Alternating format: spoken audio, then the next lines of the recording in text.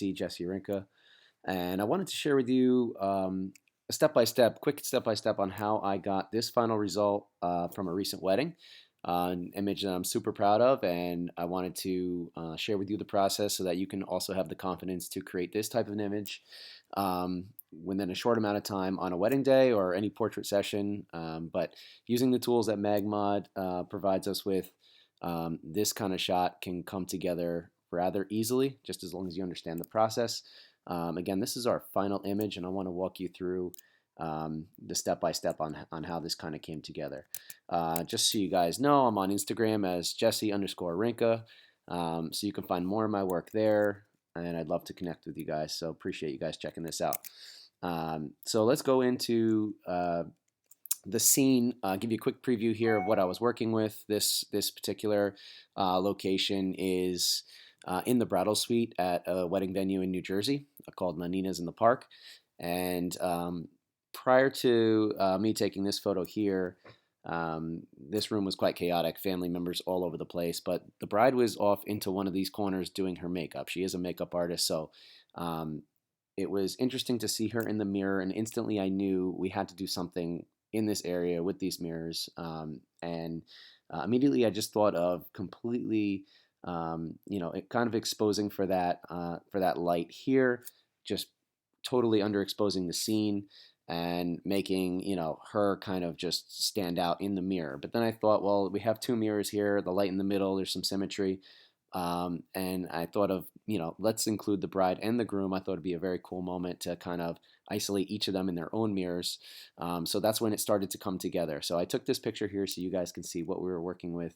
We had to move some glass kind of like tissue box covers just over to one side just to clear out this side here that we wanted to use. And so the way that we went about doing this, I knew I'd have to do some masking in Photoshop after the fact to really make this come together. So I started by taking what I call a plate shot, and that's just going to be my scene, my composition, without any subjects, without any lighting, and this is going to come in handy when I'm doing my layers and my masking in Photoshop. So what we did first, we brought in our beautiful bride, and again, I set her up doing something that I had saw her do just earlier, which was kind of applying, her lipstick, sorry, lip liner. I guess she has a brush there. Anyways, so I utilized my second photographer. We had done this pre-tested beforehand, so we knew we needed two grids to really get that control. We also had a quarter CTO there as well, just to kind of match some of the warmth from the light that you see right down the middle. So it took a couple frames to get the exact shot that we wanted with her, but it was fairly quick, just minor adjustments with the direction of the light. And I knew that I also wanted to include a portion of each subject off to the very edge of the frame. I just thought it gave it a nice touch versus just only having them in the mirror. So, so we did this shot first with our bride, and doing the same exact thing on the other side with our groom. And you'll see that we also positioned him just to the edge of the frame so that we could see a portion of his body and also his full front in the mirror. So now, with those shots in mind, what we're going to do is, we open these right into Photoshop, where we're going to try and make the magic happen again. So basically, I'm not going to make any adjustments for the purpose of the demo. We're just going to open these right up and show you the tool that I used in Photoshop to make this happen.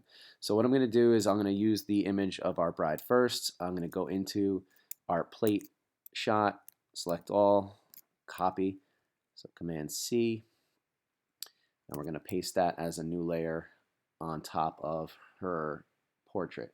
Double click the background layer just to free that up, and I'm going to select both layers here, go into Edit, Auto Align Layers, and so long as you've done a pretty good job staying still, which I tried my best to do, there shouldn't be too much change. It should recognize the scene and kind of give you a really good overlap one over the other. In this case, maybe you'll see that there's a little bit of extra space here. So in order to properly align, I guess I had probably moved just slightly. So you have some options there. You can decide to either fill that in or crop, and I'm going to go with the crop option. But what I'm going to do is select that top layer, which has my plate shot, and I know that my bride is behind.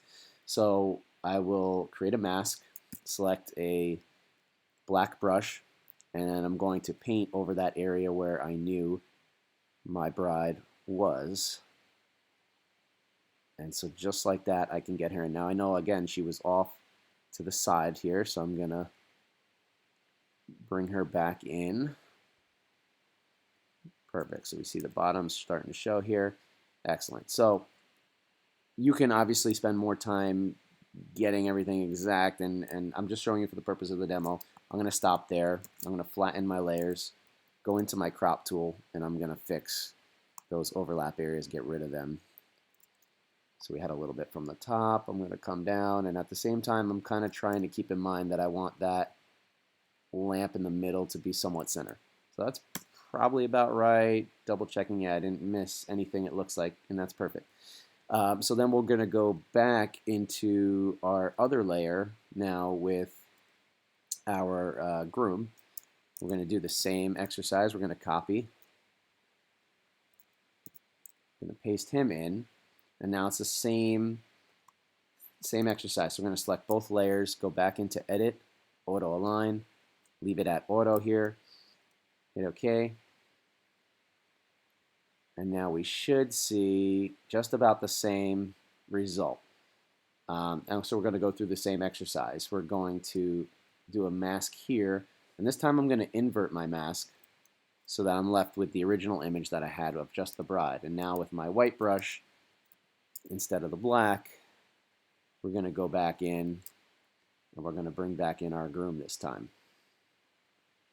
Excellent. And again, we had a portion of him visible on the outside as well. Excellent. And then again, I'm going to have to crop. I'm going to remove those bright spots there. Perfect. And again, you can spend a little bit more time getting it perfect, but it's all about the process right now. And I'm going to fix my crop to get rid of those extra areas. Bring that in just a little bit. The light looks pretty centered. I'm going to settle on that. And the only other thing that I ended up changing here, so, you know, like I said, you can go in and do minor tweaks. I noticed that this little hi-hat, I think, was visible here. Content aware that out. There's a little area there. You could still see some of the back area. This was another problem, so the door molding still was picking up some light. You know, you can go in and well, maybe in this case, I'd do a curves layer, drop it down, invert that, and then again, pick a brush. In this case, we're going to use white. And then you can kind of go in and burn essentially those other areas, and you know you can play with it until you're exactly satisfied with what you have. I'm not going to continue to do that here. I've already done it, and just showing you that that's pretty much how easy it can be. Now the only other change I made actually was this little lamp here was just slightly off. I felt like it was it was bothering me enough that I just basically selected it. Did another, again, Command C, Command V, and then just transform tool just to straighten it. I mean, being super nitpicky, but something a little bit more like that just to straighten it. Subtle, but for me, it would have bothered me. From there, you can do any other editing you'd like to do. You have, you know, whatever actions you might want to apply. I kind of left it the way it is. I just really like the result. But again, you know, that's the thought process that went into this. So don't be discouraged when, you know, you can see a lot of opportunities in the most unexpected of places just using your MagMod kit and controlling the light. You just have to pre-visualize, and then definitely recommend doing some testing ahead of time using, you know, your team. This way, when you bring your bride and groom in or your subjects in, you're not wasting time trying to fiddle with settings. So we had everything dialed in. We just had them to step in, step out. They really didn't, you know, they loved the process to begin with, but they didn't miss, you know, too much of their sort of cocktail hour to make this happen. And then when I showed them the image at the end of the night, they were absolutely over the moon about it, and that made my day. So super proud of this image, guys. I hope that you enjoyed seeing the process of how it comes together. And again, I just wanted to share it with everyone so you can be inspired, hopefully, to create something like this on your next wedding. Appreciate you guys. Feel free to ask me any questions if you'd like. and hopefully we can connect on social media. Great. Thanks, guys, and we'll talk soon. All right, bye.